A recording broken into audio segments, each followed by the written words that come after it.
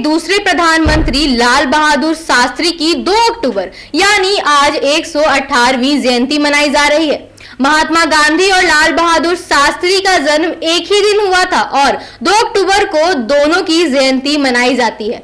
दोनों ने ही अपना पूरा जीवन इस देश के लिए समर्पित कर दिया। शास्त्री जी का जन्म उत्तर प्रदेश के मुगल सराय में 2 अक्टूबर 1904 को शारदा प्रसाद और राम दुलारी देवी के घर हुआ था। देश की आजादी में लाल बहादुर शास्त्री का खास योगदान है। साल 1920 में शास्त्री जी भारत की आजादी की लड़ाई में शामिल हो गए थे और स्वाधीनता संग्राम के कई आंदोलनों में उनकी महत्वपूर्ण भूमिका रही। इसमें मुख्य रूप से 1921 का असहयोग आंदोलन, 1930 का दांडी मार्च और 1942 का भारत छोड़ो आंदोलन उल्लेखनीय है। शास्त्री ने ही देश को जय जवान जय किसान का नारा दिया था। बचपन में ही उनके माता पिता की मौत होने के कारण वे अपनी साथ नाना के यहाँ मिर्जापुर चले गए। यहीं पर ही उनकी प्राथमिक शिक्षा हुई। उन्होंने विषम परिस्थितियों में शिक्षा हासिल की। कहा जाता है कि वह नदी तैर कर रोज स्कूल जाया करते थे, क्योंकि उस समय बहुत कम गांवों में ही स्कूल होते थे। भारत में गहरे जड़े जमाने वाली जाति व्यवस्था का विरोध करते हुए 12 वर्ष की आयु में 1917 में उन्होंने अपना उपनाम श्रीवास्तव छोड़ दिया। स्नातक की पढ़ाई पूरी करने के बाद उन्हें शास्त्री की उपाधि मिली, जिसका अर्थ है विद्वान। 15 अगस्त 1947 को वे पुलिस और परिवहन मंत्री बने। उनके कार्यक्रम के दौरान पहली बार महिला कंडक्टरों की नियुक्ति की गई थी। उन्होंने ही अनियंत्रित भीड़ को तितर बितर करने के लिए लाठियां के बजाय पानी के जेट स्प्रे का इस्तेमाल का सुझाव दिया था।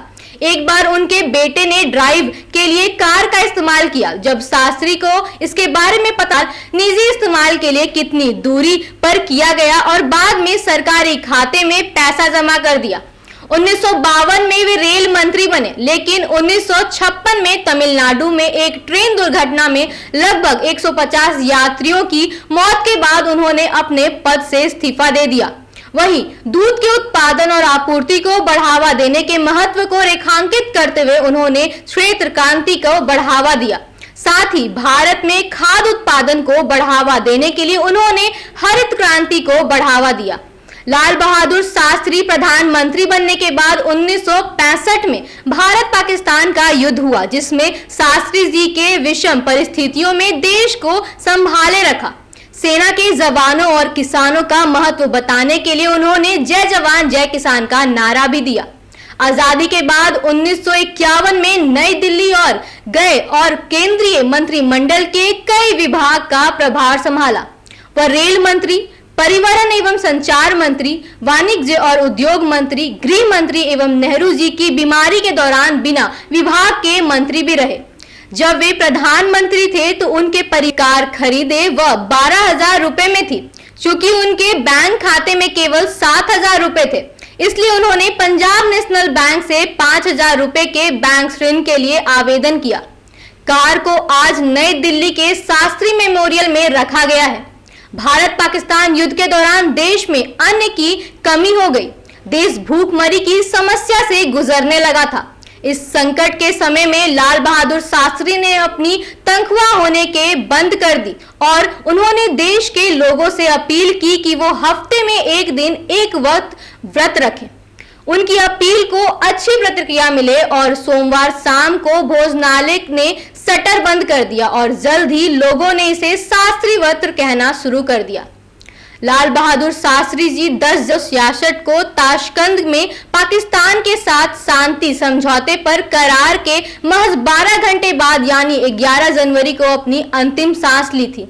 उनकी मृत्यु को आज भी एक रहस्य माना जाता है। वह मरणोत्तर भारत के सर्वोच्च नागरिक पुरस्कार भारत रत्न में सम्मानित होने वाले पहले व्यक्ति थे। तो हमने आज जाना लाल बहादुर शास्त्री ने देश में अकाल के हालत को कैसे संभाला और उनकी ये बातें कभी नहीं भुलाई जा सकती।